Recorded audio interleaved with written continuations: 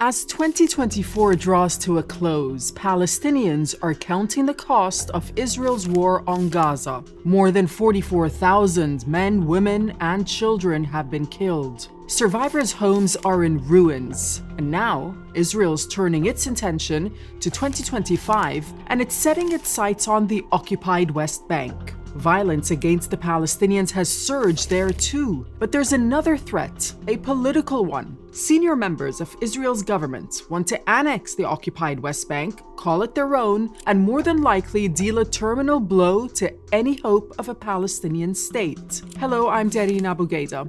This is Pinch Point, where geography and politics collide.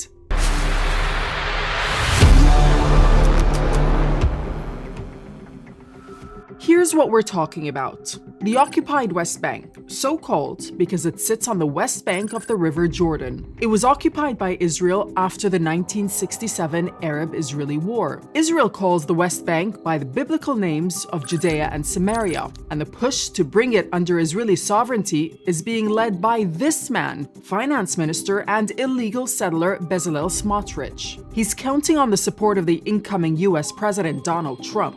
אני מתכוון בעזרת השם להוביל בהמשך החלטת ממשלה שקובעת שממשלת ישראל תפעל מול הנשיא החדש מול הממשל החדש, של הנשיא טראמפ, מול הקהילה הבינלאומית, להחלת הריבונות הישראלית ביהודה ושומרון, להכרה אמריקאית ובינלאומית, ולסיום הסכסוך הישראלי-ערבי במזרח התיכון.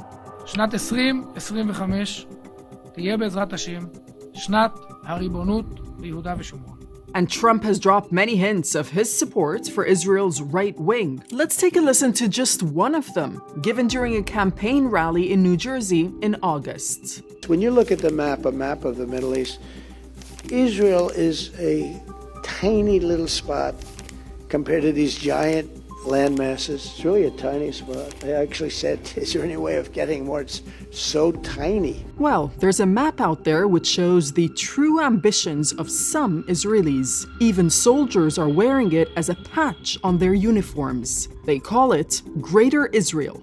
And here it is on a map, and as well as the occupied territories, it takes in all of Lebanon and Jordan, most of Syria, plus a large chunk of Egypt, Iraq, Kuwait, and Saudi Arabia, even a tiny bit of Turkey. And the idea has been around for a long time. It was mentioned in the diary of Zionism's founder, Theodor Herzl. That was back in 1898. Here's another map men like Smotrich like to associate themselves with. Basically, it sees Israel taking in areas controlled by Britain after the defeat of the Ottoman Empire in the First World War. It also includes the occupied territories and modern Jordan. But let's go back to the land immediately west of the River Jordan. In truth, the occupied West Bank has been run as an Israeli police state for decades. Israeli settlers attack with impunity. Since the war on Gaza began in October 2023, more than 700 people in the occupied West Bank have been killed by Israeli forces. Palestinians see it as a war on them all, but since 1967, they've watched helplessly as illegal settlers have taken larger and larger chunks of the occupied West Bank's best,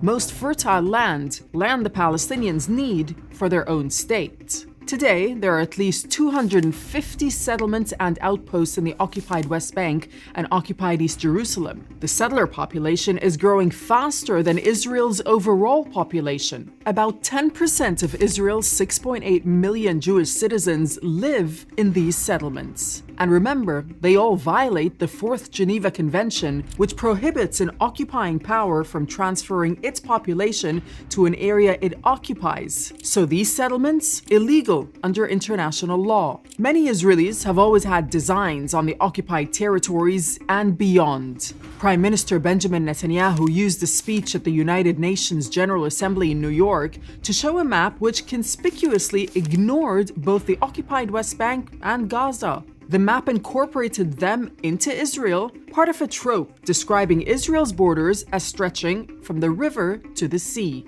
Yes, from the River Jordan to the Mediterranean. And Israel isn't stopping there. It's expanded its military operations in Lebanon to try to force Hezbollah fighters north. It's been accused of attacking the United Nations peacekeepers in the process. And the moment the Assad government fell in Syria early in December, Israel advanced east from its positions in the occupied Golan Heights to secure a buffer zone put in place after the 1967 war. It's also been bombing Syria's weapons stores.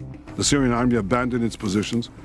We gave the Israeli army the order to take over these positions to ensure that no hostile force embeds itself right next to the border of Israel. Back in Gaza, Israel is accused of ethnic cleansing. In the north, Palestinians are under siege. Israel's media is saying there's a plan to annex large parts of the Strip. Daniela Weiss is a settler leader who's led the settlement expansion in the occupied West Bank. Here she is on the future of Gaza. Don't think that we will stop the war in Gaza before we put a total end to Hamas, to the supporters of Hamas, and resettling the entire area of Gaza by Jews. Bezalel Smotrich says he has no doubt that President Trump will support the decision to annex the occupied West Bank.